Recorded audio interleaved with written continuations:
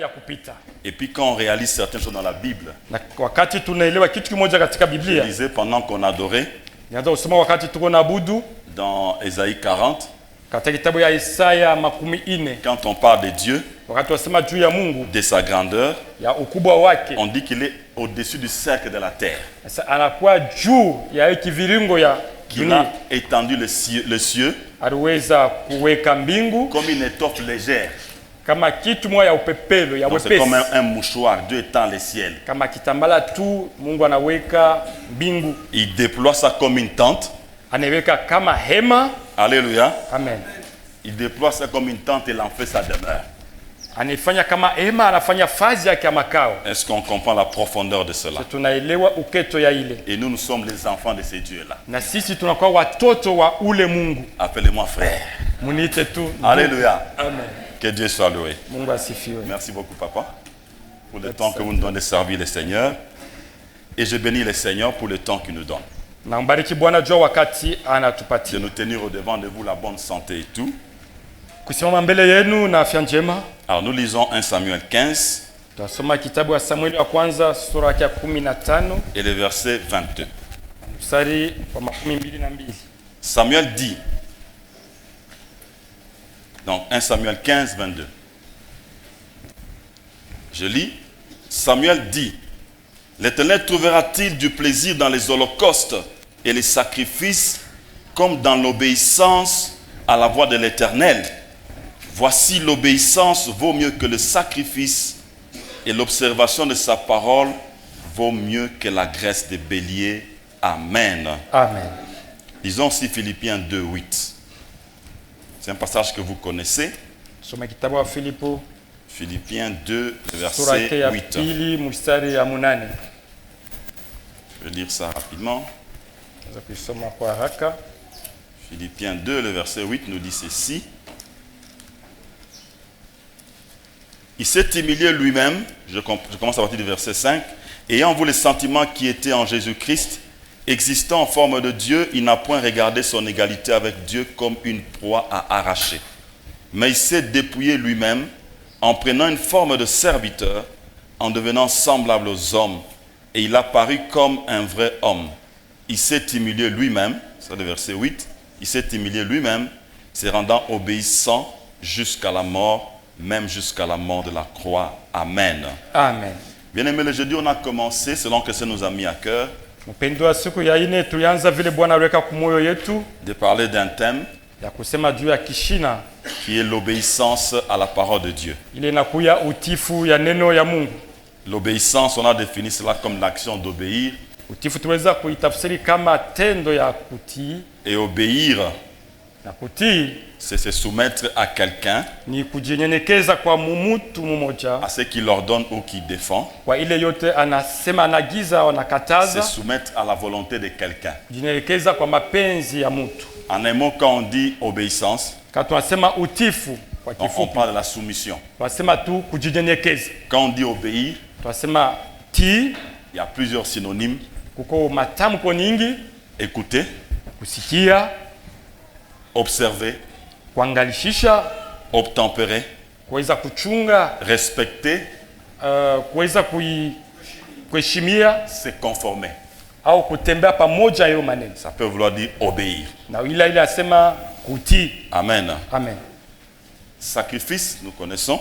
Sadaka tunajua C'est une action par laquelle on offre certaines choses à certaines victimes ou Dieu. tendo ya kutoa kitu vitu kwa Mungu. Ou quand nous offrons des choses à notre Dieu. Wakati tunamtolea Mungu wetu Le premier Dieu, vitu, c'est avec un petit D. vile Mungu anaandika na kadeka kadoko, Puis à notre Dieu, qui a toujours un grand D parce qu'il est grand. lakini Mungu wetu tunamwandika na ile de ya munene kwa sababu ni Donc, ce mkubwa. sacrifice qu'on offre avec certaines cérémonies qu'on fait pour ces dieux-là. Ile sadaka tunatoa kwa Mungu kupitia maneno mbalimbali. On peut dire en vrai, c'est une offrande qu'on offre à une divinité. Tunaweza kusema ni sadaka ile tunatoa Mungu. La parole est un mot Neno inakuwa ni tamko ou une suite de mots au matamko ya kufuatana, exprimant une pensée. ile inaonesha wazo moja fulani. Et donc la parole de Dieu Kusema neno la Mungu sont les saintes écritures ni maandiko takatifu parce qu'elles viennent de Dieu. kwa sababu inatokea kwa Mungu. Parce que Dieu a inspiré les hommes Kwa sababu Mungu aliweza kuagiza et watu les hommes ont écrit. na watu waliweza kuiandika. Alléluia. Amen. Alléluia. Amen. Alors, obéir à la parole de Dieu, Kutii neno la Mungu c'est se soumettre ni kujinyenyekeza aux paroles que Dieu nous donne. kuile neno Mungu anatuambia. Alléluia. Amen. Dieu, comme on a dit, il parle de plusieurs manières.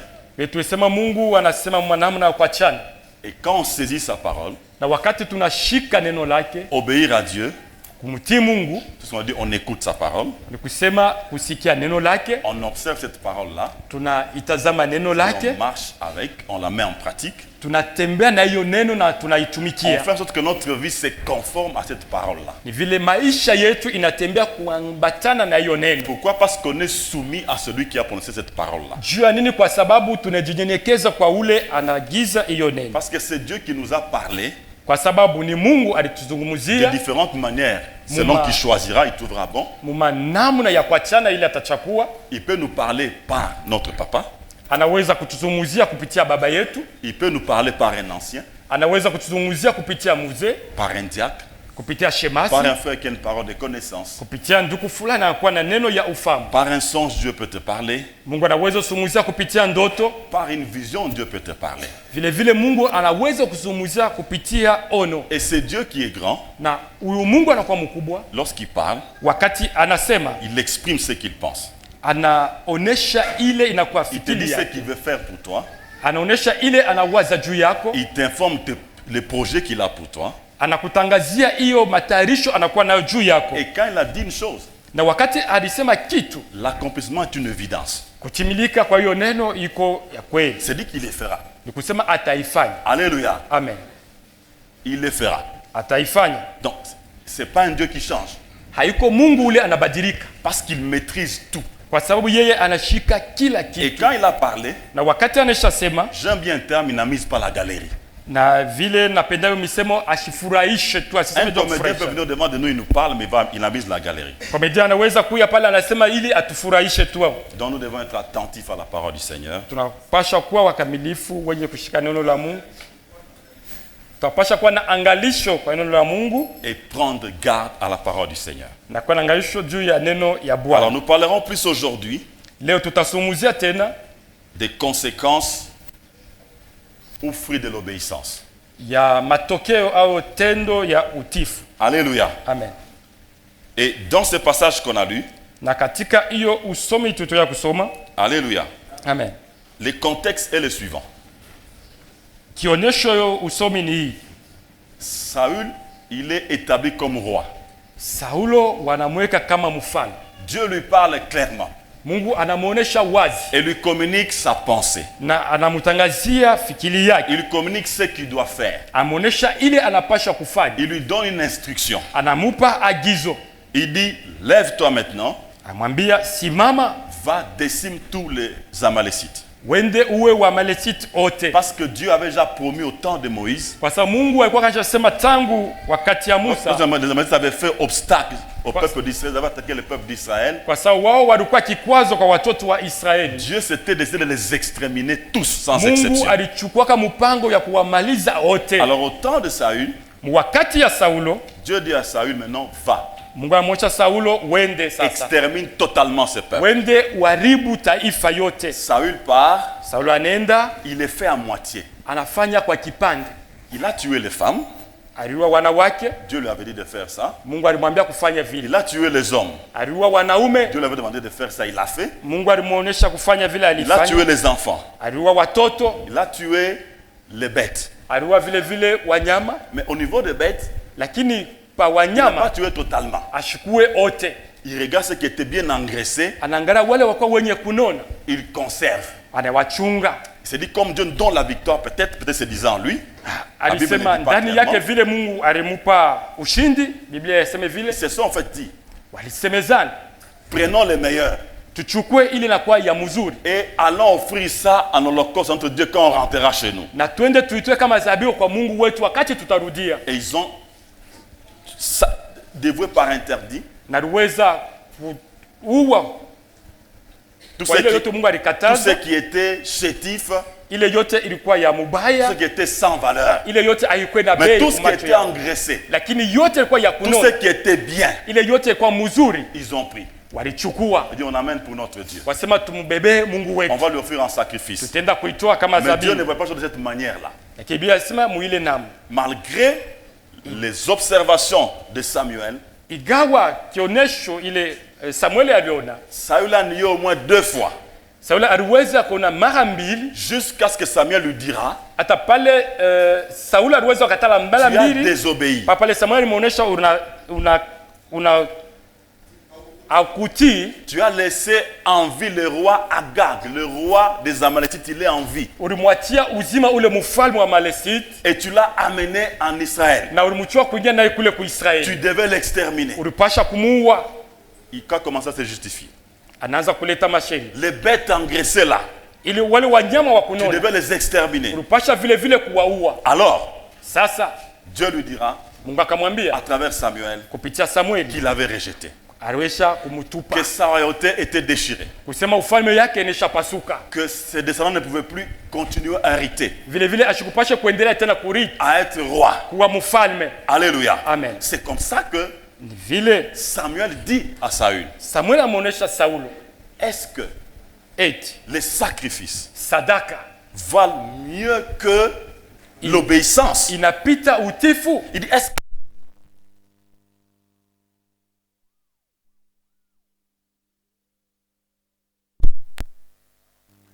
Utifu ya neno lake, en observance de sa parole? kuangalia neno lake. C'est comme ça que Samuel part dans ce sens-là. Ni vile Samueli anasema muyo namu. Donc le premier fruit, la première conséquence, Ni kusema tokeo ya kwanza au c'est tunda ya que kwanza, lorsqu'on obéit à Dieu, ni kusema wakati tunamtii Mungu on plaît à Dieu. tunamfurahisha Mungu. Parce que Samuel n'a pas honoré Dieu, Kwa sababu Samueli ashikumutii Mungu, parce qu'il n'a pas fait plaisir à Dieu, kwa sababu ashikumfurahisha Mungu, Dieu a décidé de le rejeter Mungu vile vile alimkataa et de choisir un autre. na kuchakua mwingine, Et Dieu le définit comme étant na Mungu anamuona kama celui qu'il a trouvé mieux que Saül. ule anaona mzuri kama Sauli. Alléluia. Amen. Mais qu'est-ce qui était mieux en David? Lakini nini ilikuwa mzuri ndani ya C'est Daudi? parce que David écoutait le Seigneur. Ni vile Daudi alianza kumsikia Bwana, Il n'était pas parfait en fait. achukue mwenye Mais kunyoloka c'est kweli, un homme que Dieu a choisi. lakini ni ule mtu Mungu Et on nous alichagua. parle d'un homme selon le cœur de Dieu. Wanatuambia mtu fuatana na moyo ya Mungu. Et quand vous regardez sa vie, Na kama mnaangalia c'est maisha quelqu'un ya très souvent mtangalia kweli kila qui siku, posait des questions à Dieu devant les situations compliquées de sa vie. alianza kumswali Mungu mu wakati yote ya Même maneno quand il ya était magumu. fort, Hata wakati alikuwa wa il se nguvu, sentait fort alijishikia kuwa wa pour nguvu combattre et vaincre un juu peuple. ya kukombana na kushinda Mais très souvent, il taifa. pose la question à Dieu. Alipasha kumuuliza Mungu, Est-ce que je peux aller?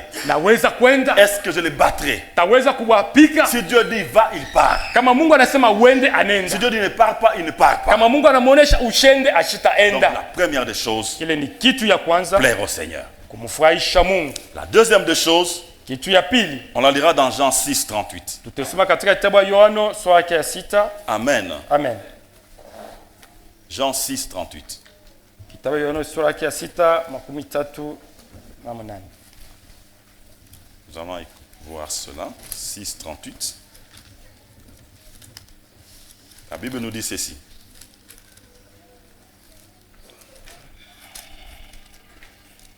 Ça c'est Luc, plutôt dans Jean. 6, 38, nous allons lire.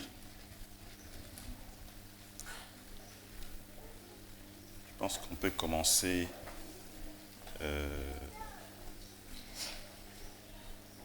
Disons carrément. Quand je suis descendu du ciel pour faire non ma volonté, mais la volonté de celui qui m'a envoyé. Amen. Lisons aussi Matthieu 26, 39. Vile kitabu Mathayo Ça 26 parle encore de Jésus. mstari 39. Alléluia. Amen. Dieu est bon. Mungu ni mwema. Matthieu 26, le verset 39. La Bible nous dit ceci. Mathayo 26 mstari 39 nasema hivi. 26, 39. Voilà. Je ne me suis pas trompé.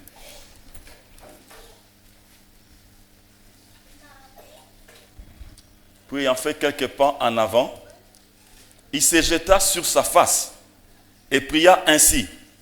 Mon Père, s'il est possible que cette coupe s'éloigne de moi. Toutefois, non pas ce que je veux, mais ce que tu veux. Amen. Amen. La deuxième des choses. Kitu ya pili, Jésus disait Yesu anaanza que kusema sa nourriture, kusema chakula yake c'est de faire la volonté de son Père. ni kufanya mapenzi ya baba yake. Il est descendu avec une mission bien précise. Aishuka na kazi yenye Il n'y a kuchungwa. aucune chose qu'il a faite. Hakuna kitu ile yeye Il alifanya n'était pas de la volonté de son Père. ile haikukuwa mu mapenzi ya baba Les yake. paroles que son Père lui a données, Hiyo misemo yote baba yake alimupa, il les a mises en pratique. aliweza kuitimiza, Il les a aussi appris à ses disciples. aliweza vile kuyafundisha kwa wanafunzi Il a wake. annoncé le plan de Dieu à la foule. Alitangaza matengenezo ya Mungu kwa Donc sa mataifa. nourriture chaque jour, Ni kusema chakula yake kila c'était de siku faire la volonté de son Père. ilikuwa ni kufanya mapenzi ya baba Il yake, n'a pas bronché en un seul instant. vile ashikwanguke hata mara moja, Quelles que soient les circonstances, igawa majira, même dans ce qu'on vient de lire, hata muitu natokea il kusema voyait la coupe de souffrance qui allait venir. anaona kikombe ya mateso yapasha kuya, Il a senti la douleur. alishikia ile uchungu, Mais il a dit à son Père, lakini alimwambia baba Père, yake, baba, est-ce possible inawezekana que tu puisses éloigner cette coupe de moi? upate kuendesha mbali hicho Parce kikombe, qu'il était dans sa chair. kwa sababu alikuwa katika mwili Il yake, voyait comment c'était dur. aliona vile inakuwa Il kigumu, sentait comment c'était vraiment amer. anaona vile inakuwa ya uchungu. Il dit, Père, Anasema, baba, est-ce que tu peux éloigner cela? unaweza kuiendesha Mais mbali, toutefois, lakini pas selon ma volonté, haiko kwa mapenzi mais yangu, selon ta volonté. kufuatana na mapenzi yako. Bien-aimé, Mpendwa, c'est une deuxième conséquence. iko matokeo Lorsqu'on ya fait la volonté de Dieu, wakati tunafanya mapenzi ya on vit Mungu, le plan de Dieu. tunaishi matayarisho ya Lorsqu'on fait la Mungu. volonté de Dieu, Wakati tunafanya mapenzi ya on voit Mungu, les grandes choses. tunaona vitu Comme on vikubwa. l'a dit, Vile le alisema plan de Dieu pour nous, matayarisho ya c'est un Mungu juu plan de yetu bonheur. ni matayarisho ya heri, Et tout ce que Dieu nous dit, na yote Mungu anatuambia. quand Dieu nous parle, Wakati Mungu il anatuzungumzia, nous dit que du bonheur. anatuonyesha inakuwa paka ya Il nous heri, parle que du bonheur. anatuambia paka juu ya Il nous heri, parle que de sa gloire. anatuambia juu ya utukufu yake, Qu'il veut ou qu'il aura en nous. ile anapenda au anapenda ikuwe ndani yetu. Lorsqu'on marche dans la sanctification, Wakati tunatembea katika utakaso, lorsqu'on fera ce qu'il nous demande, wakati tutafanya ile anatuomba, on verra la gloire de Dieu. tutaona utukufu ya Et Mungu, parce que nous sommes des enfants de Dieu, na vile tunakuwa watoto wa oui, sa Mungu, gloire aussi va éclater. na utukufu yake itaonekana. Alléluia. Amen. Il a conduit Jésus Aliweza mwongoza au Yesu moment le plus difficile. wakati yote ya Jésus nguvu. a fait sa volonté. Yesu alifanya Jésus mapenzi s'est yake, humilié Yesu aliweza kunyenyekeza jusqu'à en mourir hata mwisho ya kifo, à un bois infâme kumsalaba. qui était une mort honteuse. Ile lufu ilikuwa ya Mais le haya. verset qui suit, Katika usomi la inafuata, Bible dit, Biblia inasema c'est comme ça que Dieu l'a souverainement élevé. ni vile Mungu aliweza kumunyanyua, Dieu l'a souverainement élevé. Mungu aliweza kumunyanyua, Dieu l'a glorifié. Mungu aliweza Dieu lui a kumtukuza, donné un nom Mungu alimupa jina qui surpasse tout autre ile nom. inakuwa juu ya jina yote, Afin qu'au nom de Jésus, ili juu ya jina ya Yesu tout genou fléchisse. goti yote ipikwe Dans les cieux, katika sur mbingu, la terre, kwa dunia, dans les mers katika et maji, dans tous les abîmes. nafasi Et yote, qu'au nom de na Jésus-Christ, katika jina ya Yesu bien-aimés, Kristo. nous apprenons toutes choses. Pendo tunaongeza vitu Même vyote, pas l'adversité. hata inakuwa upinzani, Appelle Jésus. ita Yesu, Appelle Jésus-Christ. umuite Yesu Kristo. C'est comme ça qu'on nous a dit Ni vile walituambia qu'il n'y a aucun obstacle. hakuna kikwazo Parce hata que kimoja, c'est Dieu-là. kwa sababu ule Mungu Il ouvre le chemin. anafungua Même njia, là où il n'y avait pas de chemin, hata pale hapa ukwe njia il encaille. anafanya njia, N'importe quelle situation, hata neno lolote il est là. eko pale. Si tu obéis au Seigneur, Kama unatii Bwana, parce que tu as écouté sa kwa sababu voix, ulisikia neno si tu lake, marches conformément à sa parole, kama unatembea kufuatana na à neno ce lake, moment-là, ile tu feras wakati sa volonté. utafanya mapenzi Tu yake verras sa gloire. na utaona Parce que sa volonté, ce utukufu n'est que yake, du bonheur pour kwa nous. sababu mapenzi yake inakuwa paka heri juu yetu. Amen. Amen. Allons dans Deutéronome 28. Tuende katika kitabu Kumbukumbu. Amen. Dieu est bon, bien-aimé. Mungu ni mwema mpendwa. Si nous réalisons ces choses, Kama tunaangalia mzuri maneno, si nous les comprenons très bien, tukielewa mzuri, nous sommes vraiment des esclaves du Seigneur. tutakuwa kweli watumwa wa Parce que quand Bwana. tu te soumets à quelqu'un, Wakati unajinyenyekeza tu kwa deviens mtu, son esclave. unakuwa mtumwa wake. Si tu te soumets à un chef au travail, Unajinyenyekeza kwa mkubwa wa tu te kampuni, soumets à quelqu'un, unajinyenyekeza tu kwa vas faire mtu, sa volonté. unafanya mapenzi yake. C'est le péché, malheureusement. Kama ni zambi kwa ole, Ça te conduit à la mort. inakupeleka kulufu, Mais si tu obéis par rapport à la parole de Dieu, lakini ukitii ça te kufuata neno la justifie. Mungu, Ça te justifie. inakuhesabia haki, Ça t'amène dans des hauteurs. inakupeleka katika Dans des grandes choses. katika vitu Parce vikubwa, qu'en fait, le Dieu Kwa sababu Mungu, le Dieu que nous prions, huyu Mungu tunaomba, notre Seigneur, Bwana wetu, et le Dieu na kwa Mungu tout-puissant, comme on le dit. muweza yote vile wasema. C'est une vérité. Ile inakuwa kweli. Elle est immuable. Ile hatuwezi kuikataa. Elle n'est pas discutable. Haiko ya kubishana. Parce qu'il a prouvé qu'il est le tout-puissant. Kwa sababu alionyesha kusema anakuya muweza Il yote. continue à prouver qu'il est le tout-puissant. Anaendelea kuonesha kusema yeye ni Alors muweza quand yote. tu obéis à un tel Dieu, Sasa kama wewe unatii huyu mais Mungu tu hai, t'attends à quoi, bien-aimé? ni nini ile unachunga mwisho wa Tu yote? t'attends qu'aux choses grandes. Unachunga kuona vitu Si vikubwa. tu obéis à ces dieux-là, Kama unatii huyu tu Mungu, t'attends à des choses extraordinaires. unachunga vitu ya maajabu. Parce que lui dépasse l'ordinaire. Kwa sababu yeye anapita vitu Il vyote. dépasse ce qui est humain, Anapita bile vitu vyote kwa ce qui est contrôlé ile vitu mtu par anaweza l'intelligence kuangalia humaine. kwa akili ya watu. Il est au-delà de ça. Eko juu ya ile yote. C'est comme ça que la foi Ni vile imani nous porte plus haut. inatupandisha juu sana. L'espérance Tumaini nous amène au niveau où Dieu voit les choses. inatupeleka fazi pale Mungu anaona vitu. Alléluia. Amen. Et si on a compris, on est dans cette dimension de Na foi, kama tunaelewa tuko katika hiyo hatua ya imani, cette dimension de chrétienté, katika hiyo hatua ya et si Ukristo, on se met à obéir au Seigneur, na kama tunabakia tuko na tii, mais tout ce qu'on verra sera grand. yote tutaona tuko paka Tout ce bikubwa, qu'on verra sera étonnant. yote tuko paka ya kushangaisha. Alléluia. Amen. Lisons Deutéronome 28. Tusome Kumbukumbu la Torati C'est un long makumi verset, tatu mais je vais lire quelques versets. Nisome Notez mrefu. de 1 à 14 pour lire à la maison. Et moi, je vais Kwanza lire quelques versets, on va arrêter. On Kwanza va passer à autre chose. On dit, si tu obéis à la voix d'Éternel, ton Dieu, en observant et en mettant en pratique tous ces commandements que je te prescris aujourd'hui, l'Éternel, ton Dieu, te donnera la supériorité sur toutes les nations. La supériorité sur toutes les nations. Ukubwa kwa mataifa yote. On ne dit pas que si tu te bats, Abaseme kama unakombana. on ne dit pas que si tu es brutal, Asema kama unakuwa wa nguvu on ne dit nguvu. pas que si tu es très intelligent. Abaseme kama uko wa akili. Alléluia. Amen. C'est pourquoi je dis, je Voilà. le répète, Nasema narudia tena, nos titres et autre chose, c'est une bonne chose parce que c'est Dieu qui a donné ça. macheo ile tunakuwa nayo ni mzuri kwa sababu ni Mungu on alitupa doit hiyo. utiliser ça autant que l'on peut. Tunaweza kutumikia vile wakati wote Mais tunapenda. appartenir au Seigneur, Lakini kuya wa Bwana, obéir au Seigneur, kumtii Bwana, vous serez toujours plus haut mtoka paka juu que ceux qui sont comme vous. kwa wale wote wako paka sasa. Alléluia. Amen. Si vous obéissez, Wakati tunatii, Dieu fait des choses directement de la supériorité. Mungu anafanya vitu La vikubwa. supériorité sur les nations. Unakuwa mkubwa juu ya mataifa. Les nations, les mondes, tu auras la supériorité. Unakuwa na ukubwa yote. Voici toutes les bénédictions qui se répandront sur toi et qui seront ton partage lorsque tu obéiras à la voix de ton Dieu. Toutes les bénédictions Mabaraka yote. qui se répandront sur toi. Ile yote itazambaza juu yako. Itazambaza. C'est pas comme se si on met une goutte. Non, Haiko c'est dit que kama ça vient en tonga maji. abondance.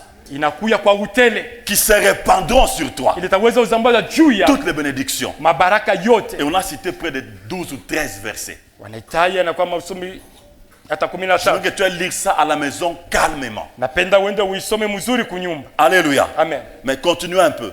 Tu seras béni dans la ville et tu seras béni dans les champs. Utabarikiwa katika mji, utabarikiwa katika Les shamba. fruits de tes entrailles, les fruits de ton sol, les fruits de ces troupeaux, les portées de tes gros et de ton menu bétail, toutes ces choses seront bénies. Amen. Si vous descendez, on va vous dire que tout ce que vous entreprenez, ça vous réussira. Ukishuka kule utasema yote utaweza Tu peux- kufanya Tu itendelea. peux élever les poules, ça marche. Unaweza kuvuka wa nkuku binendeka. Tu élèves les chèvres, Unavuka Ça wa marche. mbuzi inendeka. tu fais une activité, ça marche. Unafanya kazi fulani inendeka. Non, c'est compliqué ces jours-ci. Hii masiku habina Le mzuri. dollar a baissé, c'est compliqué. Dola inashuka, hakuna namna. Dis à ces dieux-là, Umuoneshe dis à ule ton Mungu. Dieu, Umuoneshe Mungu wako. qu'est-ce que je fais maintenant? Nifanye nini sasa? Vous pensez qu'il n'est pas le grand économiste? Tanzania sina ekonomiste wa Vous nguvu. pensez qu'il ne comprend pas les paramètres macroéconomiques? Tanzania ashelewe ile na kwa macroéconomique. Pose la question. Umuswali Une fois, j'ai pris le temps dans le passé mara moja niweza kuchukua wakati à lire et à vouloir comprendre pourquoi Dieu disait que David c'est l'homme selon son cœur.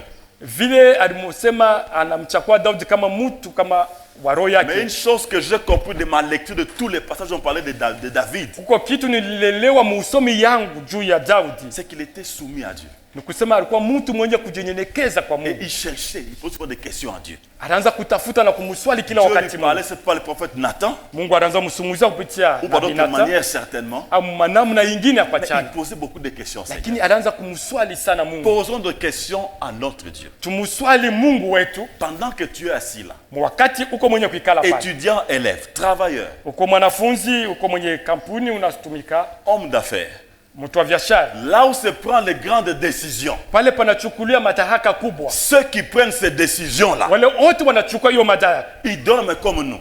wanalala kama Et sisi. lorsqu'ils se réveillent le matin, Wakati wanalamuka asubuhi, c'est Dieu qui leur donne le souffle de vie. ni Mungu anawapa pumzi ya uzima. Leur cœur Moyo yao est entre les mains de Dieu. iko ndani ya mikono ya Mungu. La Bible dit ceci, Biblia anasema hivi, que Dieu incline leur cœur là où il veut. Mungu anaweka moyo yake pale pote Mais anapenda. si tu es agréable à Dieu, Lakini kama unampendeza si tu Mungu, plais à Dieu, kama unampendeza Mungu, parce que toi dans ton point où tu es, kwa sababu fazi pale we uko dans ta faiblesse, dans tes manquements, dans tes problèmes, katika udhaifu yako, katika magumu tu yako, t'efforces d'escouter la parole du Seigneur, unaendelea kufikiri neno ya de Mungu, voir les hommes de Dieu, peut-être de poser des questions, Seigneur, kuona watumishi wa Mungu, kuwauliza et que tu comprends la pensée de Dieu pour na toi, unaelewa fikiri ya Mungu tu juu te yako, mets à obéir, unafikia mkutii, mais tu verras la gloire de Dieu. utaona utukufu ya Mungu. Ces grands hommes-là, Wale watu les gens wakubwa, qui donnent le crédit pour lesquels tu as besoin pour faire les affaires, ouvrir une société, moi je ne sais pas moi quoi, wale watu wanatukongosha mapesa ili tufanye mais makampuni c'est yao, Dieu qui les tient. ni Mungu Et il peut les anawashika, incliner là où il veut. anaweza waweka pale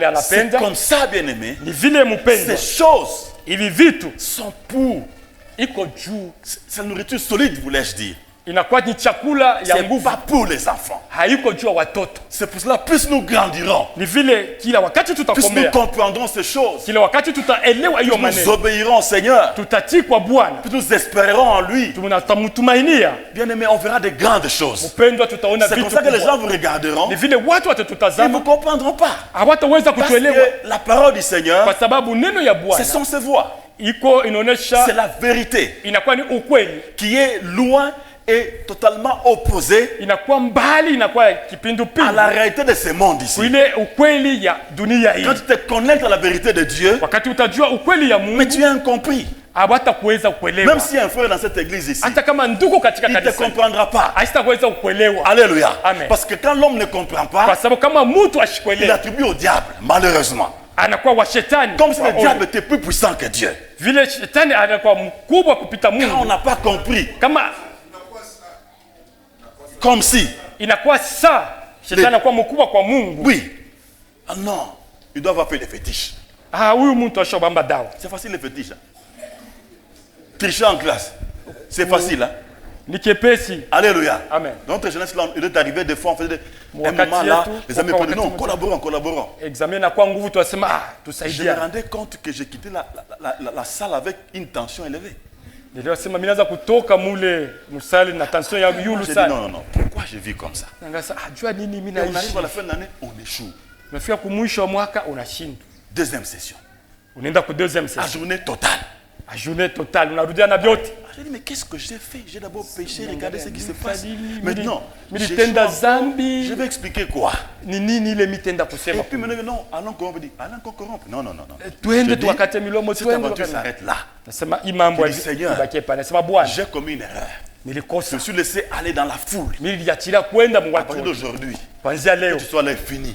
napenda ni ukwe Et wa j'ai Mungu. continué mes études comme ça. Napenda niendelee na Quand masomo. les gens étaient dans des cartels, Kama watu wanaingia je makarteli. n'y étais pas. Mimi sikuye mote. J'entrais souvent, j'étais devant. Mimi ingia mimi nekala kumbele. Non, j'entrais et les gens dans les cartels au fond et partout. Walikuwa mule mabikunja hapo kumkongo Les kule. places qui étaient disponibles, c'était devant. Mafaji kwa ya muziki kwa ni kumbele. Je m'asseyais, Mimi nekala j'ai kumbele. travaillé. Mimi Mais il y a natumika. des choses, je me rappelle dans ma vie, Kuko vitu où nakumbuka j'ai maisha reçu yangu. beaucoup de points Nilipata maponya mingi sur des questions, je n'avais pas de réponse. kule maswali shikwake na majibu. Je me rappelle une interrogation en ophtalmologie Nakumbuka interrogation ya ophtalmologie du professeur Tchenge ici. au professeur Chenge. Elle était rigoureuse, cette dame-là. Alikuwa rigoureuse Ah, sana. cette prof-là, elle est rigoureuse. Alikuwa na makanuni ya Elle nguvu pose un sana. examen. Anauliza, analeta examen C'était yake. 4 questions. Kwa ma question ine, Je connaissais parfaitement 2 questions. nijua ma question mbili tu niweza kujibu. Et j'ai commencé à travailler la troisième, j'ai répondu. Naanza kutumika ya tatu najibu. Puis je me suis dit, mais cette matière, ça peut être où? J'ai commencé à chercher dans les cours. Mimi naanza kutafuta sasa hii jibu nitaipata wapi Puis mkitabu. un moment, Wakati moja inspiré, mwenye je commençais à écrire des choses mimi naanza kuandika qui étaient logiques, donc dès que je les écrivais. vile niliandika bilikuwa binaonekana vya kweli. J'ai déposé mon papier Nilipeleka cheti sans yangu demander à mon voisin. bila kuuliza. Je me disais, Seigneur, Nilisema s'il Bwana, faut échouer, kama yafadhali que nishinde, je sois avec toi. nishinde pamoja na Mais wewe. comme toi, Lakini vile tu es wewe mon Dieu, uko Mungu tu es wangu, mon maître, uko mwalimu tu ne wangu, permettras pas que j'échoue. hautapendelea Et nishinde. lorsqu'on avait remis les côtes, Wakati walizoturudishia mapweni j'avais réussi. niliweza. Alléluia. Amen. Amen. Amen. Donc on doit faire confiance au Seigneur. Tunapaswa kumtumainia Bwana. Ça peut s'appliquer dans notre vie chrétienne. Inaweza tufikia maisha yetu ya Nous Kikristo, marchons dans la sanctification, kutembea katika utakaso, obéir à la parole du Seigneur. kutii neno la Bwana. Il y a des obstacles. Kuko vikwazo, Parle au Seigneur. umwambie Bwana, Il va t'aider comment les surmonter. atakwambia namna gani utaweza Même si ces kushinda. obstacles sont devant des choses dont tu as besoin pour la vie. Lakini vile vikwazo vinaweza kuwa mbele ya ile vitu kunavyo juu ya maisha. Un bon salaire, c'est pas moi, quoi d'autre? Mshahara mzuri au kitu Obéis à la kingine parole du unapenda, Seigneur. lakini titu neno la Bwana, Parce que Dieu va te défendre. kwa sababu ni Mungu ule ataweza Tu kukumbania. t'auras mis du bon côté. Utajiweka ngambo Et mzuri du bon côté, tu seras. na ngambo mzuri Tu utakuya t'auras soumis à Dieu. ni kuweza kujinyekeza mbele ya Mungu, En acceptant directement de perdre cet avantage-là. kuichika tu kupata ile Alors, inakuwa ce kama Dieu-là avantage. agira dans sa grandeur Ule Mungu atatenda ukubwa et yake dans sa puissance na uwezo pour yake faire en sorte que tu ne sois pas perdant. Il t'aidera, tu ne seras pas perdant. ili usipate kushindwa. Alléluia. Amen. Donc c'est très important. Inakuwa ya mafaa, Et il y a autant de choses dans ce passage. na katika usomi hii kunakuwa vitu vikubwa. Donc Dieu nous bénit, Mungu anatubariki, il nous accorde la protection, anatupa ukingo il yake, nous accorde une longue vie. anatupa vile vile maisha mrefu. Quand vous lisez ça, Wakati mnasoma hili, bénissez vos enfants bien-aimés. mbariki watoto wenu wapendwa. J'aime beaucoup mes enfants. Napenda sana watoto yangu. On met plus de l'argent en compte, en banque. On cherche de mettre l'argent dans le compte en banque, c'est bien. Tafuta kuweka fedha katika benki. On Ndio envoie des nzuri. enfants à l'étranger. C'est Tunatuma devenu la mode watoto. dans notre génération. Kwenda kufunda katika nchi ya kigeni inakuwa ni mzuri. Ceux qui ont des moyens. Wanakuwa na namna, Chacun le fait à sa manière. kila mtu anafanya namna yake anaona. Mais j'ai toujours dit qu'il y a une bonne façon Lakini nasemaka namna mzuri d'assurer la vie des enfants. ya kuweza kutayarisha maisha En watoto. dehors de tout ça, c'est pas mauvais. Inja ile yote haiko mubaya, Mais en demeurant juste. lakini kubakia mwenye haki. Alléluia. Amen. Parce que David a dit, Kwa sababu Daudi alisema, j'étais jeune nilikuwa kijana et j'ai vieilli. na ninazeka, Je n'ai pas vu les justes abandonnés, sikuona mwenye haki ni kuachiliwa sa postérité mendiant les pains. au kizazi yake kulomba Et il y a mkate. autant de passages aujourd'hui Kuko usomi mingi qui leo montrent que quand tu es juste devant Dieu, inaonyesha wakati uko mwenye haki mbele ya quand tu Mungu, obéis au Seigneur, unamtii Bwana eh bien, il s'occupe de toi. na Mungu vile Même de vile ta postérité. anatayarisha yote, hata kizazi yako. Alléluia. Amen. Donc, bien-aimés, Mpendwa, cherchons le Seigneur. tumtafute Bwana, Obéissons au Seigneur. tumutii Bwana. Quatrième chose, Kitu ya ine, la patience dans les épreuves. La patience dans les épreuves. Lisons la patience dans les épreuves. kuweza kuvumilia katika vipimo. Amen. Amen. Lisons Hébreux 5. Waibrania sura ya 5. Alléluia. Amen. Hébreux 5, 8. Pour ceux qui Sura ya écrivent, 5 mstari wa on peut 8. aussi aller à 1 Samuel 13, 9 à 12. Wale wanaandika Samueli sura ya kwanza sura ya 13. Donc, Hébreux 5, on lit le verset 8. Qu'est-ce qu'il nous dit ce verset-là? Commençons à partir du verset 7. Tuanze mstari ya 7. Donc, Hébreux 5, 7 et 8. Celui qui, dans le jour de sa chair, a présenté avec des grands cris et avec larmes des prières et des supplications à celui qui pouvait les sauver de la mort. Et il a été exaucé à cause de sa piété. Il a appris, bien qu'il soit fils, l'obéissance par les choses qu'il a souffertes. Amen. Amen. Lisons aussi 1 Samuel 13, 9 Kitabu à cha Samueli 12. sura ya 13 mstari ya 9 hata 13. 13, 9 à 12, je suis en train de lire ça. Alors Samuel dit, amène-moi l'holocauste et les sacrifices d'action de grâce. Et il offrit l'holocauste. Comme il achevait d'offrir l'holocauste, Voici Samuel arriva et Saül sortit au-devant de lui pour le saluer. Samuel dit, qu'as-tu fait? Saül répondit, lorsque je vis que le peuple s'est dispersé loin de moi, que tu n'arrivais pas au terme fixé et que les Philistins étaient assemblés à Michmash, je me suis dit, les Philistins vont descendre contre moi à Gilgal et je n'ai pas imploré l'Éternel. C'est alors que je me suis fait violence et que j'ai offert l'Holocauste. Amen. Amen. Le manque de patience dans les épreuves. Kukosa uvumilivu katika vipimo. Samuel entendait se battre avec les Philistins. Sauli anakombana na Wafilistini. Ils étaient soumis aux Philistins à cette période-là. Mwili wakati waliweza kushikwa sana Alors ils ont voulu se révolter. Vile vile waliweza kuchukua Pendant mpango. qu'ils se battaient avec les Philistins, Wakati walianza kukombana Wafilistini. ou que les Philistins ont appris qu'ils s'étaient révoltés. Na vile walisikia kule kusema anachukua mipango ya Les kuwapika Philistins vita. venaient les combattre pour les dompter. Wafilistini walipenda vile vile wawapike vita ili wapate washi. Mais la bataille n'avait pas encore commencé.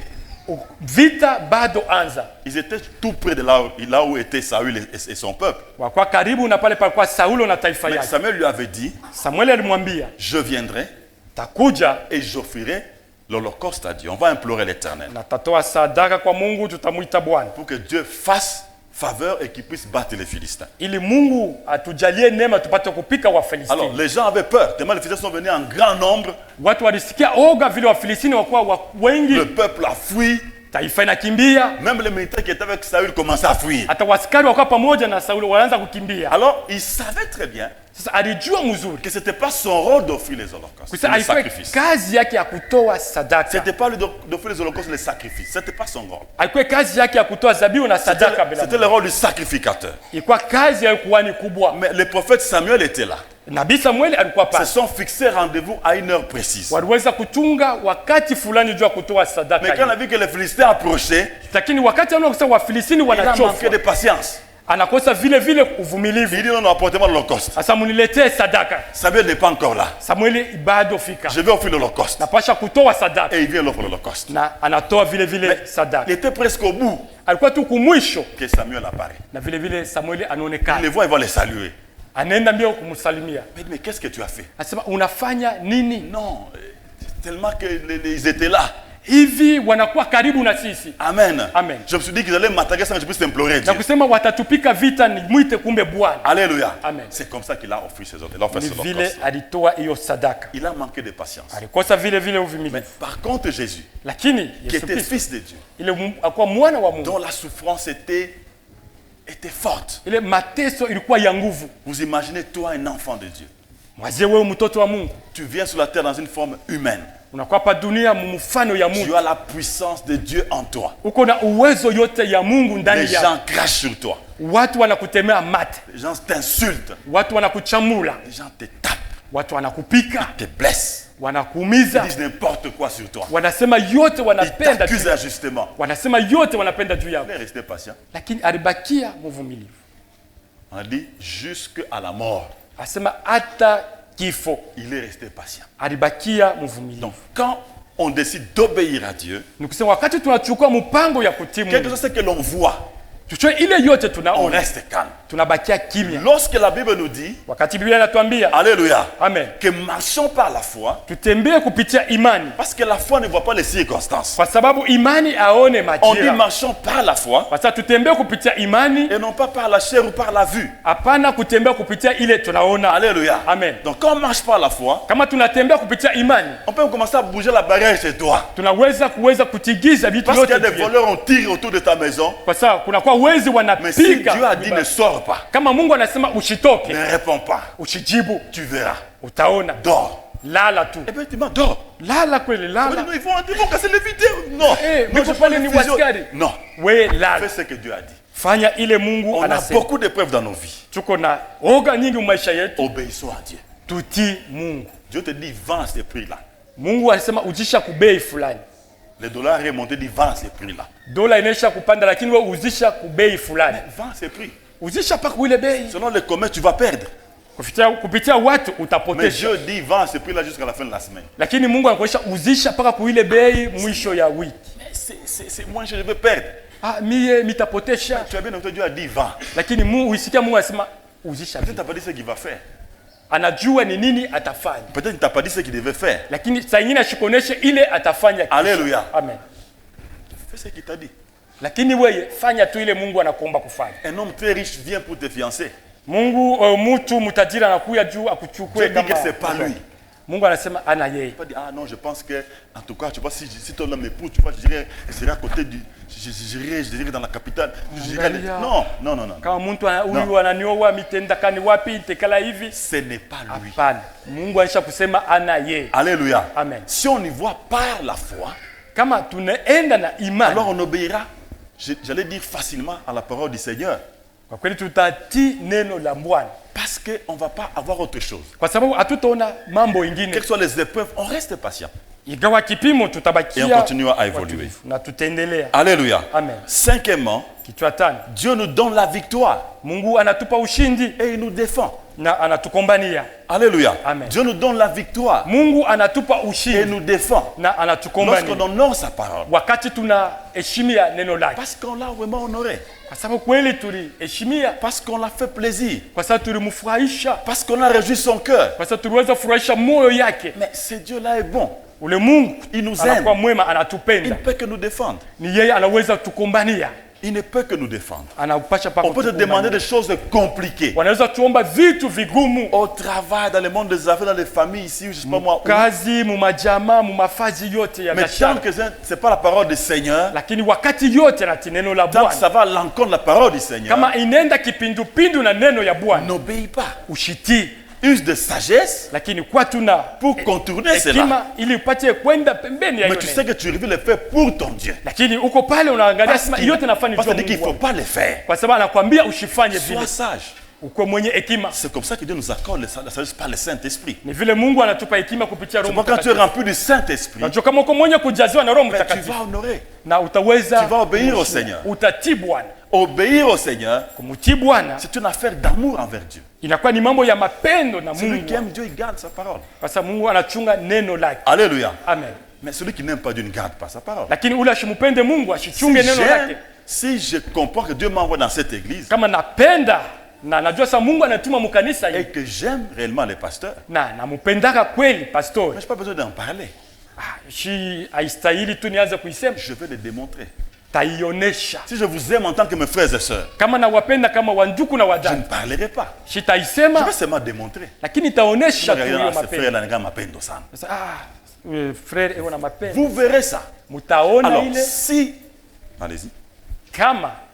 Si, bien-aimé. Kama mpendwa. Obéir au Seigneur. Tunatii Bwana. Garder ses commandements. Kuchunga amri yake. C'est une affaire d'aimer Dieu. Inakuwa mambo ya kumpenda Mungu. Mais le Saint-Esprit nous aide dans cela. Lakini Roho Mtakatifu anatusaidia mwile yote. Parce qu'il répand l'amour dans nos cœurs. Kwa sababu ni yeye anazambaza roho, et lorsqu'il met l'amour dans nos cœurs, wakati aweka mapendo ndani yetu, nous pourrons alors aimer les paroles de Dieu. Tunapaswa kupenda neno ya Mungu. Et nous pourrons alors obéir au Seigneur. Na tunapaswa kupenda Bwana. Et quand on obéit à Dieu, na wakati il y a toute cette panoplie de bénédictions là. Iyo mabaraka yote spirituelle, ya kiroho, matérielle, ya kimwili, sur le plan de la santé, ya afya qui viennent dans nos vies. Inakuwa mu maisha. Alléluia. Amen. C'est très important, bien aimé. Inakuwa ya mafamu donc comme cinquième point on a dit, kama tamka Dieu nous donne la victoire et nous défend. Mungu anatupa ushindi na anatukombania. Prenez ce passage ici. On ne va pas tous les lire. Daniel 3. Le verset 17 à 18. Actes des apôtres 5. 28 à 29. 2 Chroniques 20. 2 Chroniques 20, 16 à 17. Et puis le verset 23 aussi. Et 2 Chroniques 14, 1 à 4. Ensuite, et puis le verset 10 à 14 aussi. Amen. Amen. Lisons plutôt ici Jean 14, 23. C'est très important, ça on ne peut pas ne pas les lire. Les autres sont aussi importants, mais on en parlera juste avant de terminer. Jean 14, le verset 23. Et ça nous ramènera à une sixième conséquence, itatupeleka ku kitokeo ou ya un sita sixième fruit. au tunda ya sita. Alléluia. Amen. De l'obéissance. Ya utifu. Alléluia. Amen. Dieu établit en nous Yesu anaweka ndani yetu sa demeure. makao yake. Lisons ce passage. Tusome yo usome. Jean 14, 23. La Bible nous dit ceci. Jésus lui répondit, si quelqu'un m'aime, il gardera ma parole. Et mon Père l'aimerait, nous viendrons à lui et nous ferons notre demeure chez lui. Amen. Amen. Très profond. Hein? Oketo. Jésus lui répondit, si quelqu'un m'aime, il gardera ma parole. Et mon Père l'aimera, nous viendrons à lui et nous ferons notre demeure chez lui. Amen. Amen. Amen. Celui qui m'aime, bon ça c'est autre chose, celui qui n'aime pas, ne garde pas la parole du Seigneur et il y a des conséquences. Alléluia. Amen.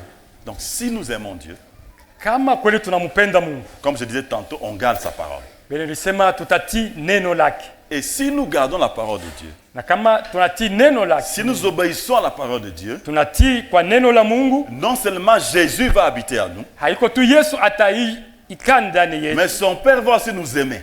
baba yake vile vile atatupenda, Et il viendra aussi habiter en nous. atakuwa vile vile kufanya makao yake ndani Et yetu, il fera de nous sa demeure. na atafanya sisi tunakuwa makao yake. Amen. Amen. Donc Dieu ne fait exception de personne. Nisema Mungu ashangalie mtu kuachana na mtu mwingine. Quiconque Yeyote obéit au Seigneur, anatii Bwana il voit des bénédictions sur sa vie. anaona baraka mu maisha yake, Il voit tout ce que Dieu a prévu. anaona yote Mungu Ici, on n'a pris que les anashatarisha. 6 points, peut-être qu'il y en a beaucoup d'autres.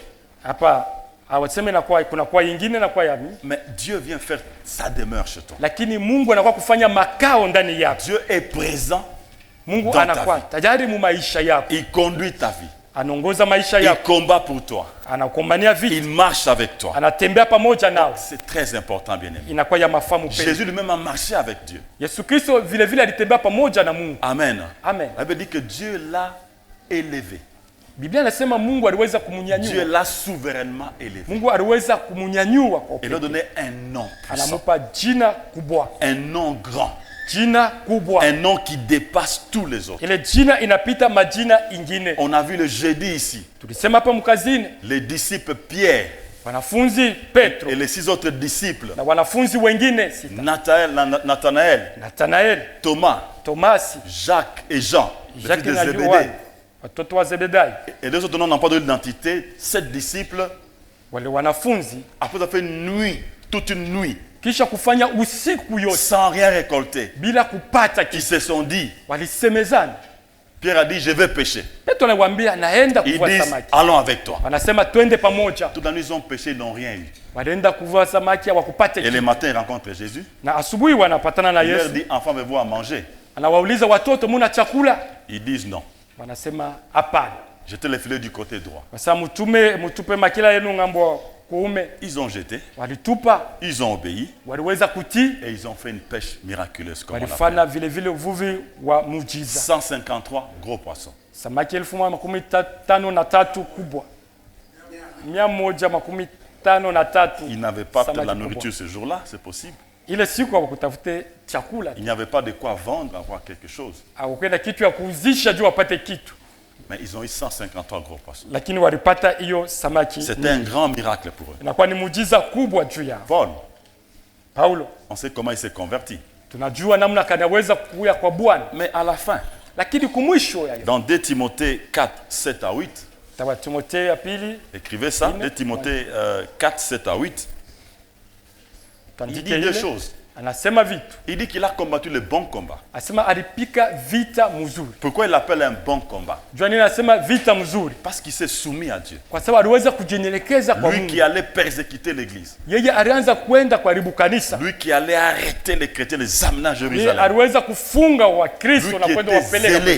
Yeye alikuwa na hiyo Et bidii, même quand il partait ce jour-là, na vers ile Damas, siku alianza kwenda, on dit qu'il était rempli de rage d'aller arrêter les gens. Il avait alikuwa une na lettre. bidii yote na nguvu yote na barua Il avait yake un juu ya ordre de mission, kwenda. il avait une autorisation Alikuwa na hiyo madaraka ya kwenda d'aller kufunga arrêter les wa chrétiens. Kristo. Tous ceux qui pensaient au nom de Jésus-Christ Wale wote walitaja jina Yesu et Kristo, les amener captifs à Jérusalem. naweza kuwapeleka Il wafungwa kule ne fallait Yerusalemu, pas que ces noms-là continuent à être proclamés. kwa sababu hawakupenda hiyo jina waanze kuitaja. Alléluia. Amen. Mais ce jour-là, Lakini ile siku il a rencontré Jésus-Christ. alikutana Yesu Kristo, Et il a posé une question. alimuuliza, Que veux-tu que je fasse? unapenda nifanye nini? La soumission à Dieu. Kujinyenyekeza kwa Lui qui Bwana. allait persécuter. Yeye alianza kwenda ku, Quand il a vu la lumière, wakati aliona nuru, et l'homme de Galilée lui a dit, na mtu wa Galilaya alimwambia il te sera difficile itakuwa kigumu de réjamber les aiguillons. kuweza kusimama katika On te m'a dit, ça ne sera pas facile pour toi. haitakuwa kiepesi kwako. Alléluia. Amen. Il n'avait pas de choix. Ashukwe Mais il na a, cha mais il a kuchagua, compris. lakini Il y avait alielewa, aussi un miracle. aliona vile vile muujiza, T'es ébloui. aliweza vile vile Tu es vitu, devenu aveugle comme nous savons. anakuwa kipofu Et t'es transformé. na kuwa mwenye C'est pour kubadilishwa. ça que Dieu parle de lui à Ananias. Jésus parle de lui à Ananias en disant, Mbele ya Yesu, Mungu amuonesha Ananias juu il n'est yake, plus celui qui persécute. sema haikuwa tena ule anaanza kuua, Il est devenu frère. lakini anakuya ndugu. Mais la première des choses, Lakini kitu ya kwanza après sa conversion, kisha kutoa maisha yake kwa c'était la Kristo soumission à ilikuwa ni Jésus-Christ. kujinyenyekeza kwa Il Kristo, a dit, Seigneur, que dois-je faire? na anauliza Bwana, nifanye nini? Va dans une rue qui s'appelle comme telle. Sasa uende katika mji fulani, Tu vas rencontrer un homme qui s'appelle comme ça. utakutana na mtu Il priera pour toi. atakombea, Tu vas recouvrir ça, ta vie. ni kule utapata Il kuona. est parti, Hiyo alienda comme on lui avait dit. vile walimwambia, Il a obéi. alitii. Il a vu Ananias, Alimwona Ananias qui avait aussi peur. vile vile alikuwa na oga. Il dit, non, non, non, non, n'aie pas peur. Sasa usishike oga, Il est devenu un frère celui-là. anaisha kuwa ndugu, Et quand il arrive, na wakati anafika on prie pour lui. wanamwombea, Les écailles tombent de ses yeux. ile yote maganda Et il a inatoka macho commencé à yake, servir le Seigneur. na anaanza kumtumikia Il Bwana. est devenu la cible des autres. Anakuwa sasa kionyesho ya watu wengine. Bien aimé, là, qu'est-ce que j'apprends?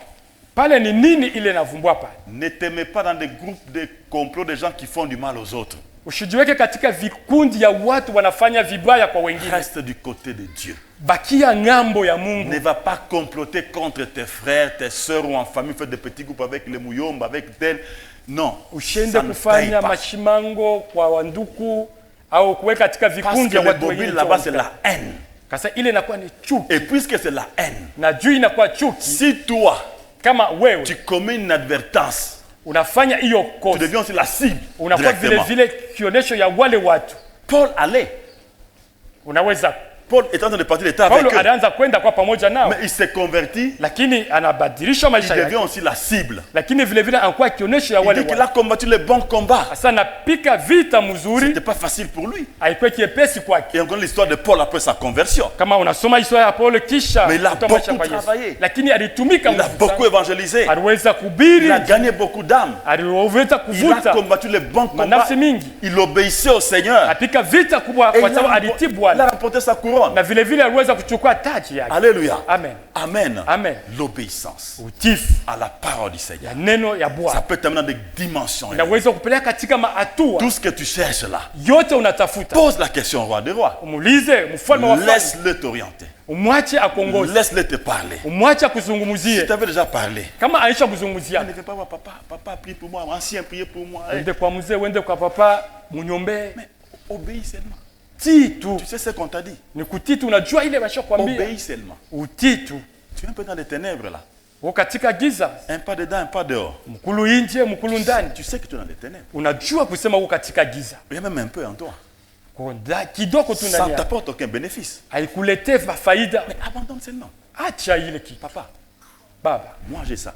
mimi niko na hii, Mimi nabito wale kuna shibi mimi namikata. je laisse ça, je viens de. C'est simple. Iko kiepesi, C'est simple. ni kiepesi Que des clochers de deux côtés. kuliko uko ng'ambo Parce que ingine. quand Dieu te regarde, Kwa sababu wakati Mungu il voit les anakutazama ténèbres. anaona giza, Même si c'est 10%, hata kama iko même si c'est 10%, 30%, hata kama iko il 30%, voit les ténèbres. anaona Si giza. c'est encore 70%, 100%, ben il n'y a rien que Dieu peut faire pour toi. Kama inakuwa 70%, Mungu asitafanya kitu Tu juu yako. bénéficieras des choses qui sont juste générales. Utakuwa na vitu inakuwa bia. Le soleil se lève, tu en bénéficies. Jua inalamuka na wewe vile vile Il pleut, ton unafaidia. champ aussi est arrosé. Mvula napika shamba yako vile vile Mais na des nini choses unafanya. spécifiques. Lakini vitu vya C'est ce qu'on a upekee parlé dans Deutéronome 28. ile iko katika kitabu Ce cha n'est pas Deuteronome ton 12, partage. iko yako, Ce n'est pas pour toi. haiko juu yako, c'est pour ceux qui obéissent au Seigneur. ni juu ya wale C'est pour wanatii, ceux qui appartiennent au Seigneur. ni wale wanakuwa wa Le Bwana. monde a un système Dunia inakuwa na qui mataifa fonctionne, des yake, fois on ne le voit pas, ile atuone saa ingine, mais qui est fort, lakini inakuwa ya nguvu, mais qui est en fait faible devant la puissance de Dieu. inakuwa dhaifu mbele ya uwezo ya Mungu. Alléluia. Amen. Obéis seulement. Tii, Fais la volonté de Dieu fanya mapenzi ya et tu Mungu verras la gloire de na Dieu. utaona utukufu ya Mungu. Acclamons le Seigneur bien. Chape mikono juu ya Bwana.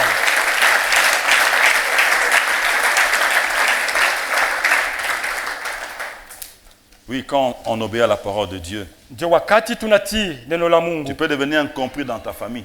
unaweza kuwa kikwazo katika jamaa yako, Dans ton quartier, ce n'est pas te comprendre. mkoba yako hawatakuweza kuelewa, Parce que ce que tu dis kwa sababu ile unasema et ce que tu fais, na ile unafanya les gens ne comprennent rien. watu hawelewe. Vous voyez, Jésus, quand il parlait, Unajua wakati Yesu alianza kusema, il n'a dit aucune fausseté. asikuseme uongo hata siku Mais moja, les gens l'en voulaient tellement. lakini watu Ils walimtafuta cherchaient sana. toujours comment les tuer, comment Wanatafuta namna kani tous watamuua les jours. siku yote, On les cherchait. waanza mtafuta, Mais il ne disait pas de fausseté. lakini ashikuanza kusema vitu vya uongo. Étienne Etienne était là-bas. alikuwa pale, Il dit non, je vois le ciel ouvert. sasa naona mbingu inafunguka, Je vois le Fils de Dieu. naona mwana wa Mungu. Mais lui a vu. Yeye Mais aliona, ceux qui l'entouraient n'ont pas vu. lakini wale wakakando Ils kando ont crié hawakuona. blasphème, ils ont lapidé. Ah, tumupike maibwe. Alléluia. Amen. Quand on obéit au Seigneur, Wakati tunamtii Bwana on est incompris. atuelewe, Et quand Dieu hawatuelewe. commence à vous élever, Na wakati Mungu anaanza à vous kutunyanyua donner ces bénédictions de Deutéronome 23 qu'on peut kutupa appliquer de différentes hiyo manières. mabaraka inaweza kufanyika mwanamu na kuachana, Tu n'as pas la corbeille. wewe hauna na hiyo kikombe, Mais Dieu dit qu'il remplira ta corbeille. kusema ataweza kujaza hiyo kikombe ya kitunga yako. Mais est-ce que tu as le kitungo où tu mets l'argent? Non, peut-être ça peut être ta banque. Ça peut Uko na être, kitunga muna wawekaka fedha yako, c'est en fait tes ressources. sangine unapeleka ku benki, Mais Dieu dit sangine qu'il matokeo il yako, lui remplira. lakini yeye Il ataijaza, ne sera jamais vide. akitabakiaka cha bule. Mais quand tu commences à faire ça, Wakati Mungu anaanza kufanya ça va vile, dire non, non, il faut te manger le monde. Tu vas pas sur la bamba là. il a touché au fétiche Parce sana. qu'il non, non, non, non, il m'a voyagé à Pana. Imekusafiri safiri kwake huku, Tu peux être au boulot, tu as de la personnalité. naweza kuwa mkampuni na kuangalia tu. Non, non, non, ou en page qu'on a là. Il doit avoir des fétiches. Anisha kubamba damu. Comment parler au chef comme ça? Je tu Non, anaweza non. kuzungumza mkuu Comment on n'a wa pas ce kampuni. courage-là? Je si hatuna hiyo bidii ya kuzungumza Tu naye. obéis à Dieu. Wewe unamtii tu Tu Mungu. as le Saint-Esprit. Uko na Roho Mtakatifu. Le Saint-Esprit, ce n'est pas un truc accessoire. Non, bien aimé. Roho Mtakatifu haina C'est une kitu ya puissance. bure. Inakuwa ni Mais quand elle est en uwezo. nous, Kaiko ndani yetu. mais elle écrase tout. Inavunja vitu Même vyote. si c'est des sorciers, mais c'est Hata rien. kwa C'est rien. walozi mkanisa ni C'est hakuna rien. kitu. Dans ta Hakuna famille, kitu. dans ton quartier, c'est rien. Mjamaa yako hakuna kitu. Dernièrement, ici, un voisin criait. Sio kwa Mkongo hapa. Je crois vers 22h. Kuna nyumba anaanza kulalamika usiku. Mouniache, Mouniache. Laissez-moi, laissez-moi. Je suis dans ma famille, nous. Je suis pas de votre famille. Ma boulogne, nous, il est. Pour son soleil là. Laissez-moi. Muniache. Quand il dit baloche, moi je dis, oh, est-ce qu'il y a des sociétés dans ce quartier ici? Est-ce que. Bon, moi j'étais étonné. Nilishituka. Parce que moi je ne vis pas ça. Nishifanyake vile. Parce que je ne vis pas ça. Siishi hiyo maneno. Et on parlait avec mon époux au téléphone, j'ai dit, mais il dit c'est quoi? Il dit, mais le voisin crie qu'il y a les sorciers qui l'embêtent. Mais Tunazungumza mkanga anasema est-ce que nous on sent ça? Et puis, kwa nyumba yuko nalalamika. bon, non, on ne sent pas ça, Dieu nous protège. Kisha tushikie ile, atuishi ile, Est-ce bon, que Mungu anatukinga. nous comprenons la grâce que nous avons en Dieu? Tunaelewa hiyo neema tuko nayo ndani ya Mungu. Bandugu tupandeni, j'ai toujours dit ça. Bien-aimé monto. Obéissons au Seigneur. Tumutii Bwana, Appliquons la parole du Seigneur. tutumikie neno ya Bwana. Humilions-nous devant les serviteurs de Dieu. Tunyenyekeze mbele ya watumishi wa Mungu. Cherchons la face de Dieu. Tutafute uso ya Nous Mungu. serons une église puissante. Tutakuwa kanisa ya uwezo. Il y a des choses qu'on ne verra pas parmi nous là. Kuko ile vitu hatutaona katikati yetu. Parce que Dieu disposera l'un ou l'autre, ça sera résolu. Kwa sababu Mungu ataweka ndani ya kila mmoja yote Quand tu taweza as les kutimika. dons de guérison, je prends un exemple. Kama unakuwa na zawadi ya matu Parce ya que tu kuponya, cherches Dieu. tunamtafuta Mungu. Dieu te dit, te confie que tu as ces dons-là. Mungu anakuhakikishia kusema uko na hiyo Ton zawadi. frère peut être là. Tuko anaweza kwa Il pale. va à l'hôpital, il souffre, dépense l'argent. Anaenda kuma hospitali Mais dès que anapotesha toi, tu pesa. passes seulement par là, Lakini unapitia tu pale. mais il économise son argent. Makuta yake anaweza Tu as une kuichunga. simple prière, Maombi tu kidogo c'est résolu. na anapata uponyaji. Tel est bloqué. Lakini wakati mwenye kufungiwa, Il ne sait pas s'en sortir, il n'a pas la nourriture à la maison, le boulot, ça ne marche asijue pas. atakula nini mkazi Mais aliende. toi, là où tu es, Lakini we kule Dieu te parle. Mungu anakuzungumzia. Entre en prière pour cette nuit ici. Ingia katika maombi usiku hii et tu pries. na unaomba. Et quand tu auras prié, Wakati utamaliza tu kuomba, sors de la prière, unatoka maombi yako, tu vas, non, je vais chez les frères là. naenda kwa ndugu fulani, Tu pars, unaenda les frères, afika Dieu kule, m'a dit qu'on va prier. tuku Mungu anasema tutaomba. Pas beaucoup de, faut pas parfois dire beaucoup de choses. Tu fais seulement ta volonté. Il faut être simple. Hapana kuomba kusema vitu nyingi, Il faut être simple. Quand Dieu nous parle, on doit être humble. kuya tu munyenyekevu. Il ne faut pas comme si maintenant, il faut que celui avec qui tu amènes le message, maintenant, il se passe c'est comment là, moi. Haifai onekane Viens saa wewe seulement. ndio unaleta ile mjumbe Simplement, frère, je viens de te visiter, est-ce qu'on peut prier? na kutembelea kwa Simplement. tuombe. Il faut prier. Pole, munaomba. Toi, tu dis là, tu fais la part que Dieu t'a envoyé. Fais, tu obéis. Unafanya ile kazi Mungu Et alikutumia quand tu kule. quittes là-bas, Unatii wakati unatoka, les frères vont faire, on appelle, viens, il y a un travail. Oh, ndugu anabakia kule wanamuita, kuko kazi fulani. on fait Marshall, tu sais, on avait prié. Frère Marshal, tunaweza kuomba. Quelle joie! Furakani, Quelle joie! furakani. Alléluia! Amen. Bien-aimé, il y a Mupende, des choses, abandonner certaines choses. tuache vitu Cherchons vingi. la face de Dieu. Tutafute uso ya Bwana. Amen. Amen. Et nous verrons la gloire de Dieu. Na tutaona utukufu ya Mungu. Nous sommes arrivés à la fin, bien-aimés. Mpendo, tunafika kumwisho. Je vais seulement dire un mot sur la désobéissance à Dieu. Tapenda kusema neno moja juu ya kutokutii. On a vu Saül. Tulimuona Sauli, On lui dit une chose. Hein. wanamwambia kitu. Vous pouvez voir ça dans 1 Samuel 15, 23. Kitabu cha Samueli ya kwanza sura ya 15 mstari wa 23. Vous pouvez lire aussi 1 Samuel 12, 20 à 22. Samueli ya kwanza mstari wa 12 mstari ya kwanza Non, 20 à 22. mstari wa 12 Donc 1 hata Samuel 12 na 12, Samueli wa kwanza sura ya 12 20 à 22. mstari wa 12 na 22. Vous lirez 1 Samuel 15, Kisha tusoma Samueli wa kwanza kitabu sura yake 15 23. mstari wa 23. Pour dire ceci, Vya kusema hivi, la désobéissance, kutokutii elle n'est pas pour les enfants de Dieu. haiko juu ya watoto wa Mungu. Parce qu'on dit que celui qui n'aime pas Dieu Kwa sababu Biblia inasema ule ashimupende Mungu, n'obéit pas à sa parole. ashitii neno lake. Dieu a dit qu'on le veuille ou pas, c'est la parole du Seigneur. Mungu aisha kusema tupende atupende, lakini ni neno la Si tu Bwana. n'obéis pas à la parole du Seigneur, Kama autii neno ya Bwana, pose-toi des questions, tu es qui? ujiulize uko nani Et quel est ton problème? na mambo yako ni nini. C'est là qu'il faut venir. Ni pale pa À kurudilia. l'église, tu pries, Seigneur, aide-moi. Je, kanisa unaomba Mungu Que nisaidie, j'obéisse à ta parole. nitii neno lako, Sans que je suis très rebelle. kwa sababu nakuya mtombozi Oh Seigneur, je ne marche pas avec toi. au Bwana shitembee pamoja nao. Quand j'étais enfant là-bas, Wakati nilikuwa mtoto on m'avait scarifié là. walikuwa wacha Unichanja. kunichanja Je sens que depuis ce temps-là, na shitiaka tangu ile il y a wakati quelque chose qui ne va pas. kuko vile vitu aviendeke. Moi, je me rappelle que sur mon parcours, Sasa naangalia katika njia je ya l'ai toujours dit. nashasemaka hivi, Peut-être c'est ton cas. saa ingine ilikuwa ni inakuelekea Quand vile vile. je me suis converti, j'ai commencé à prier le Seigneur. Niliamini naanza kumwomba Bwana. Un jour, cet esprit m'a fait réfléchir des choses que j'avais vécues dans la maison de mon père. Siku moja Mungu anionesha hiyo mambo naanza kuishi mnyumba baba À un yangu. certain moment, Wakati moja fulani où je voyais des bougies, des trucs. nionaka hiyo mabuji mabitu bitu, J'ai dit, mais ça, c'était l'occultisme. nasema hii ilikuwa ni kuabudu Sadamu. Alléluia. Amen. Et je me suis rappelé Naweza kukumbuka ile qu'une fois, mon père nous avait m'amené dans quelque part, là, il y avait des trucs. wakati moja Dans une loge là-bas de Rose. Ici, on n'était pas. Lui, il était là pendant un certain temps. sasa yeye alikuwa mwile bitu ya uchawi, niona ile Mais maneno, quand je me suis rappelé de ça, lakini wakati nikumbuka hiyo il faut maneno qu'on prie pour moi. nisa baniombee. Je suis allé. Nilienda, On a prié pour moi. waliniombea Une fois encore. mara ingine tena, Dans les débrouillardises ici.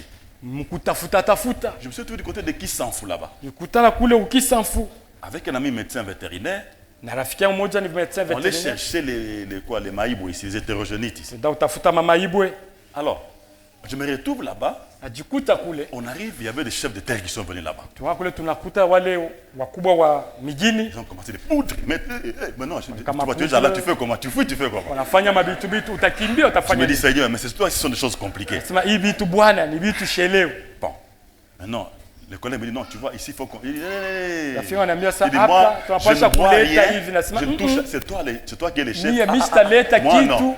ni wewe ndio mimi kwa Mais comme tu es déjà là-bas, vile mimi kwanisha kufika qu'est-ce que je pouvais pale. faire? Nini nipasha kufanya? Ils mettent les mains. Ils ont mis tout ce qu'ils ont mis. Moi, je suis en train de briser. C'est pour cela que même les Mie pale iko naomba, niko les navunja. sorciers ne voient pas tout. Moi, quand Kule walozi moi, j'ai hawaone brisé. yote. Mie pale niko J'ai navunja. brisé. Niko navunja. Puis je suis rentré. kisha mimi narudia. C'est pas normal ce que j'ai vécu là-bas. Naangalia sasa hii haina maisha Un mzuri. jour, je crois, on était là à la porte là. Siku moja nilikuwa pale pa mlango. Il dit, papa, papa, prie un peu pour moi. Namuisha baba uniombee. J'espère que j'avais encore dit, il y a des choses qui sont passées il y a quelques temps. Iko mambo ilisha kupitaka. Je ne sais pas qu'est-ce que j'ai laissé là. Lakini mimi shujua ni nini mimi niliachaka. Parce que moi, je me trouvais que j'étais bien. Sasa mimi najikuta Mais niko. il y a des choses qui sont restées. Lakini uko bitu bilibakia. Mais quand on est dans la maison de Dieu, selon Abdias 17, Vile Abdias 17, Abdias 17, Abdias on reprend nos possessions.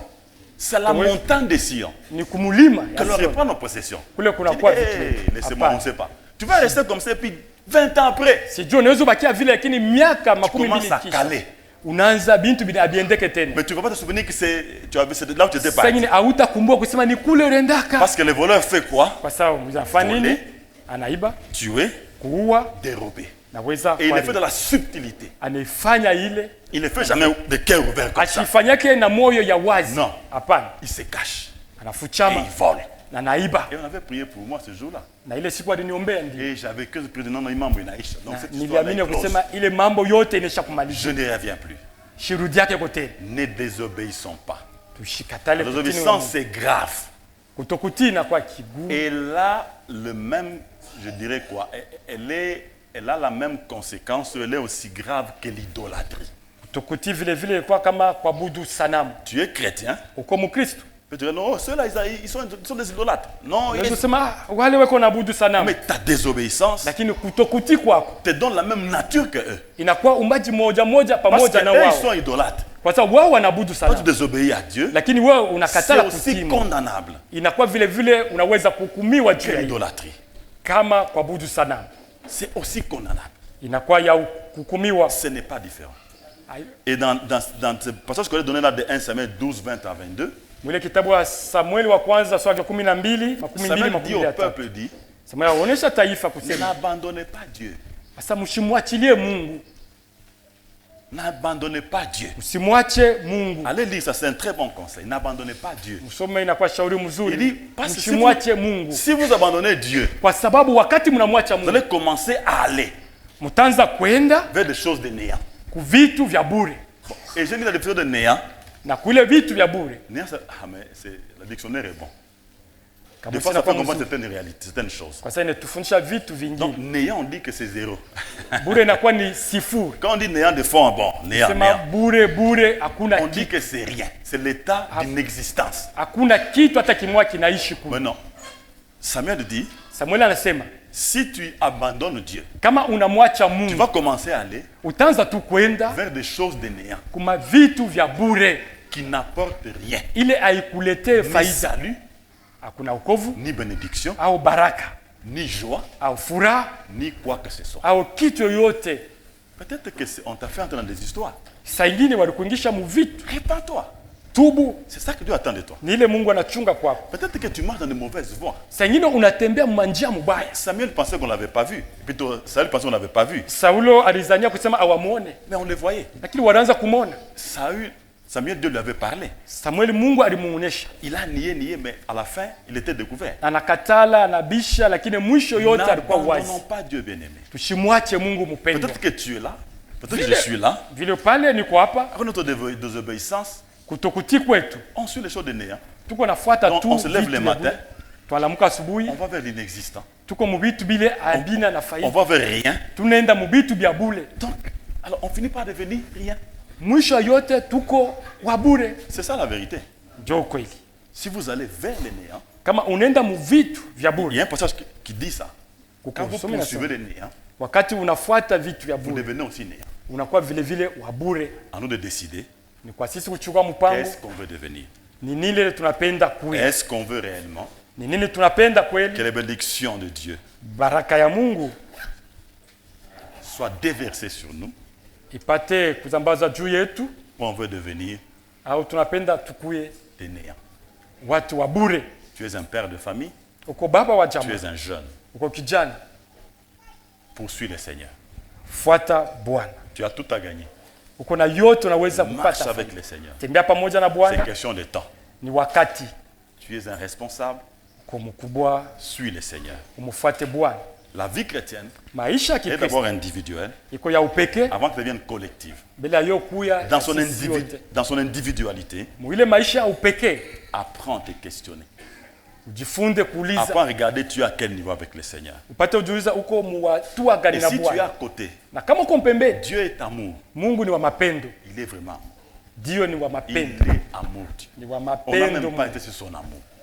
Tunaishi para mapendo On yake. ne peut pas hésiter sur son amour Hatuwezi Et la mis kusema toutes juu ya les mapendo voies. yake. Aliweka njia yote pour nous aider ili à atusaidie marcher avec lui juu ya kutembea pamoja et naye à vivre son plan na pour nos vies. kuishi matayarisho yake. Vivons le plan de Dieu pour nos vies. Tuishi matayarisho ya Mungu C'est juu un yetu. plan qui est merveilleux, Inakuwa matayarisho ya qui est un mzuri. plan de bonheur. Inakuwa matayarisho ya heri. Rappelez-vous, Mkumbuke ce Dieu-là ule Mungu a étendu le ciel aliweza kuweka mbingu comme une étoffe légère.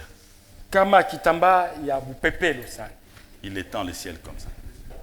Anaweka Qu'est-ce qu'il peut pas mbingu faire? vile. Utafanya je? Que Dieu bénisse sa parole. Mungu abariki neno lake.